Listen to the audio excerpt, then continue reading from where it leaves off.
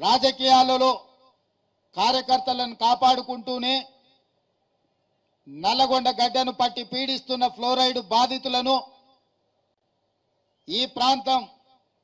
world health organisation ప్రజలు జీవించడానికే యోగ్యం కాని ప్రాంతము, భవిష్యత్తులో ఈ ప్రాంతము నిర్మానుష్యంగా మారి ఇక్కడ ప్రజలు నివసించలేని పరిస్థితి వస్తుంది అని చెప్పి ఆనాడు వరల్డ్ హెల్త్ ఆర్గనైజేషన్ ఇచ్చిన రిపోర్టు ప్రాతిపదికన నేపథ్యంలో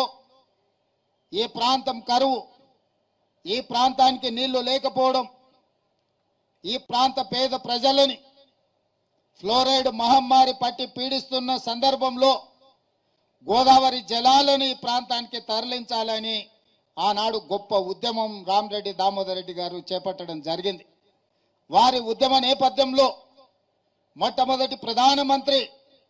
తన ప్రాధాన్యతలో ఎడ్యుకేషన్ అండ్ ఇరిగేషన్ అనే పండిత్ జవహర్లాల్ నెహ్రూ గారు తీసుకొని శ్రీరామ్ సాగర్ ప్రాజెక్టును మొట్టమొదటి ప్రధానమంత్రి గారు చేపడితే ఆ ప్రాజెక్టు కాలక్రమేణా అటు కరీంనగర్, వరంగల్ ఇతర ప్రాంతాలకు నీళ్లు ఇస్తూనే